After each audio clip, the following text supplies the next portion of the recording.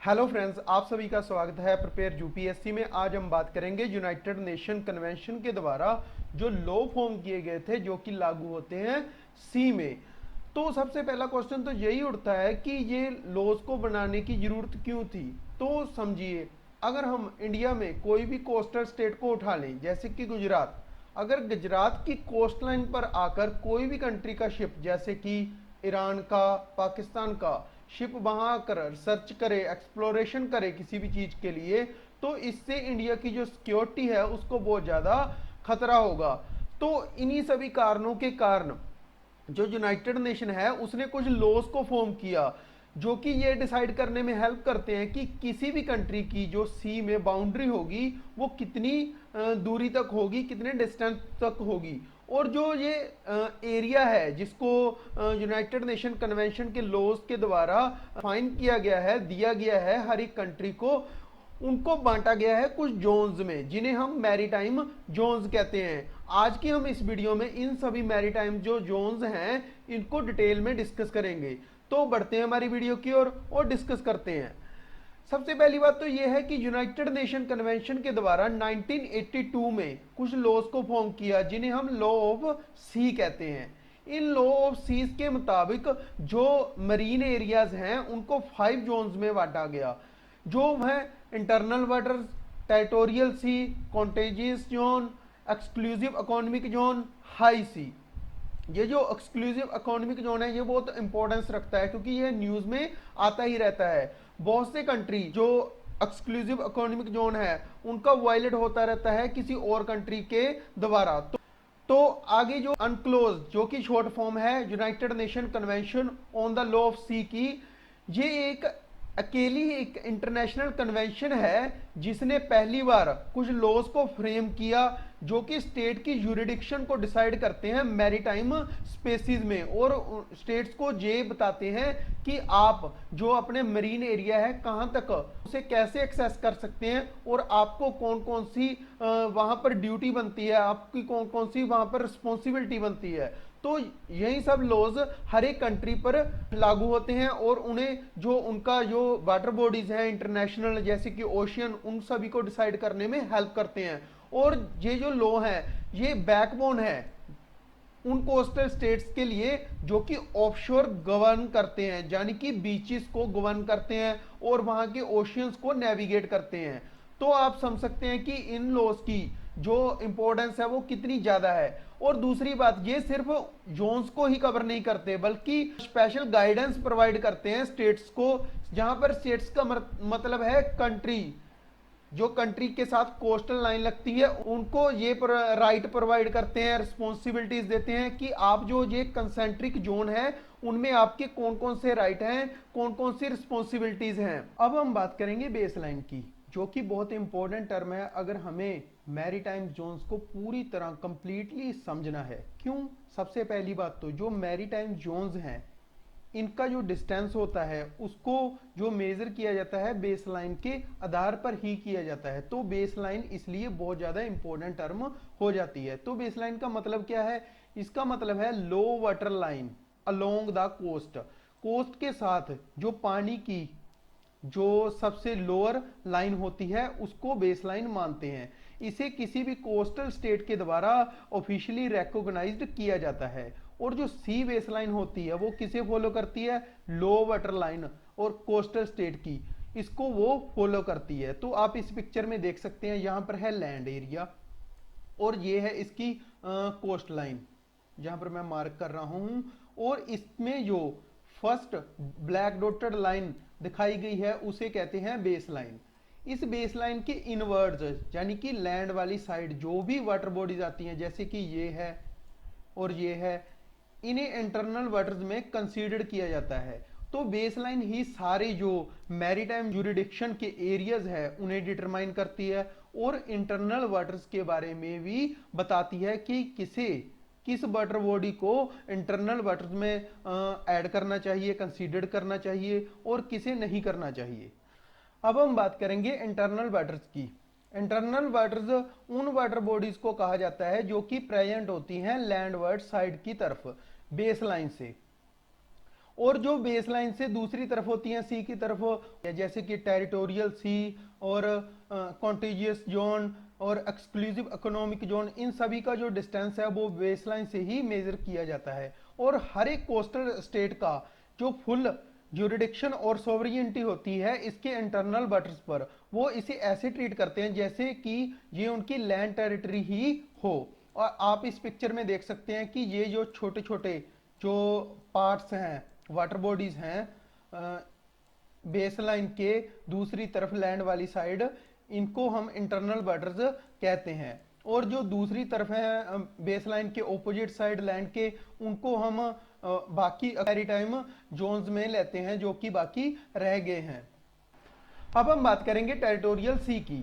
जो टेरिटोरियल सी है वो सी का जो एरिया है 12 नॉटिकल माइल्स तक वो कवर करता है बेस लाइन से।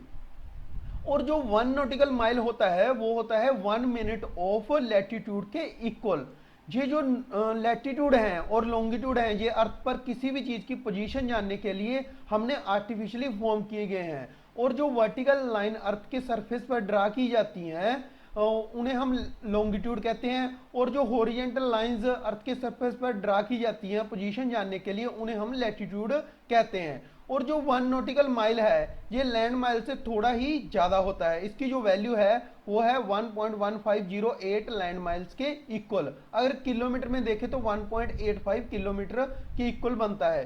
तो कोस्टल स्टेट की जो इस टेरिटोरियल सी में जो राइट्स हैं वो सिर्फ सी सरफेस तक ही सीमित नहीं होते, बल्कि उनके जो ज्यूरिडिक्शन है वो सी बेड को लेकर, सब सॉइल को लेकर और एयर स्पेस में भी लागू होती है। तो हम कह सकते हैं कि कोस्टल स्टेट्स की जो फुल सॉवरेनिटी होती है इस एरिया पर, जो कोस्टल स्टेट है उनका एकमात्र जो राइट है इनोसेंट पैसेज का वो काफी लिमिटेड रह जाता है इस जो टेरिटोरियल सी के एरिया में। और आप इस पिक्चर में देख सकते हैं कि जो फर्स्ट लाइन है वो रिप्रेजेंट करती है बेस लाइन को, और इस बेस लाइन से जो 12 नॉटिकल माइल बनता है उसको हम टेरिटोरियल सी में लेते हैं। इसके आगे है कॉन्टेजियस जोन। ये जो जोन है ये सी का एरिया कवर करता है 24 नॉटिकल माइल्स बेस लाइन से, और ये एक इंटरमीडिएट जोन है टेरिटोरियल सी और हाई सी के बीच में। यहां पर जो कोस्टल स्टेट है उसका ये राइट बनता है कि वो किसी भी तरह की जो इन्फ्रिंजमेंट होती है फिजिकल को लेकर, यानी कि किसी भी पैसे के लेन देन को लेकर, या फिर कोई भी इमिग्रेशन और कस्टम के लॉज हैं कोई भी उन्हें वायलेट करता है उससे अपने आप को प्रिवेंट भी कर सकती है और उसे पुनिश भी कर सकती है अपनी टेरिटरी में और टेरिटोरियल सी में। और टेरिटोरियल सी की अगर हम माने तो वहां पर जो यूरिडिक्शन थी किसी भी कोस्टल स्टेट की उसकी वहां के सी पर सरफेस पर भी थी और सी बेड पर भी और सब सॉइल पर भी, और उसके जो एयर स्पेस थी वहां पर भी उसकी जो यूरिडिक्शन बनती थी। लेकिन यहाँ पर कॉन्टेजियस जोन में उनकी जो कोस्टल स्टेट की जो यूरिडिक्शन है सिर्फ सी सरफेस और फ्लोर पर ही सीमित होती है, और यहाँ पर जो एयर स्पेस है उस पर जो उनकी पूरी तरह से यूरिडिक्शन नहीं होती। इसमें जो कंटेजियस जोन है तो आप इसे अच्छी तरह से समझ सकते हैं कि 24 नॉटिकल माइल जो कि बेस लाइन से है उसको कंटेजियस जोन में लिया हुआ है। और बाकी भी जो अभी तक हमने जोन्स डिस्कस किए हैं जैसे कि इंटरनल वाटर्स, बेस लाइन और टेरिटोरियल सी, आप इस पिक्चर में अच्छी तरह से देख सकते हैं और उन्हें समझ सकते हैं कि जो 12 नॉटिकल माइल्स का एरिया बनता है उन्हें हम टेरिटोरियल सी में लिखते हैं। और ये डार्क लाइंस जो 3 दिखाई गई हैं उसका जो फर्स्ट डार्क लाइन है उसे बेस लाइन है कहते हैं, और जो सेकंड डार्क लाइन है उस लिमिट तक टेरिटोरियल सी है, और जो थर्ड लाइन है उस तक कंटेजियस जोन बनता है। आगे है एक्सक्लूसिव इकोनॉमिक जोन। तो हम जानते हैं कि बेसलाइन से जो 200 नॉटिकल माइल्स का एरिया कवर होता है उसे कोई भी कोस्टल स्टेट अपने एक्सक्लूसिव इकोनॉमिक जोन में लेती है। ये जो एक्सक्लूसिव इकोनॉमिक जोन है ये टेरिटोरियल सी के बियॉन्ड भी हो सकता है, जहां पर एडजेसेंट भी हो सकता है। जो कोस्टल स्टेट को जहां पर एक्सक्लूसिव इकोनॉमिक जोन में सोवरेन राइट होते हैं वो होते हैं किसी भी नेचुरल रिसोर्सेज को वो जहां पर एक्सप्लोर कर सकती है, निकाल सकती है, कंजर्व कर सकती है और उन्हें मैनेज भी कर सकती है, और किसी भी लिविंग और नॉन लिविंग को उसके सी बेड से या फिर सब सॉइल से उठा सकती है और उन्हें उस पर सर्च कर सकती है। तो ये सभी राइट्स एक्सक्लूसिव इकोनॉमिक जोन में किसी भी कोस्टल स्टेट को दिए जाते हैं। तो जो कोस्टल स्टेट्स हैं जहां पर एक्टिविटीज कर सकती हैं, जैसे कि प्रोडक्शन ऑफ एनर्जी, पानी से, करंट से, जैसे कि वेव्स उठती हैं, और हवा से भी।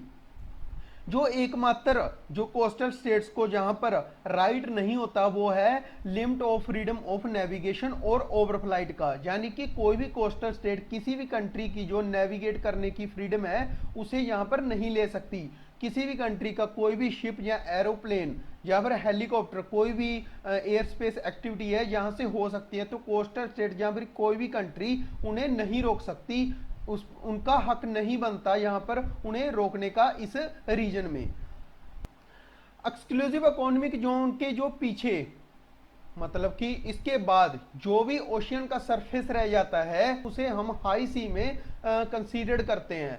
और इसे जो हाई सी है इसे common heritage of all Mankind में कंसीडर किया जाता है, क्योंकि ये किसी भी नेशन की जो यूरिडिक्शन है उसके बियॉन्ड है। तो पीसफुल पर्पसेस के लिए कोई भी नेशन जहां पर एक्टिविटीज कर सकता है इस एरिया में, जैसे कि यहाँ पर ट्रांजिट कर सकता है, मरीन साइंस के रिलेटेड कोई भी रिसर्च कर सकता है और सी को एक्सप्लोर कर सकता है, लेकिन यहाँ पर कोई भी नेचुरल रिसोर्सेज को नहीं निकाल सकता, क्योंकि उनका जो कोस्टल स्टेट है जहां पर कोई भी कंट्री है उनका इस जो एरिया है यहाँ पर उनका कोई राइट नहीं होता, यूरिडिक्शन नहीं होती कि वो जहां से कोई भी नेचुरल रिसोर्स को निकाले या फिर किसी भी फॉसिल फ्यूल को निकाल कर यूज करें।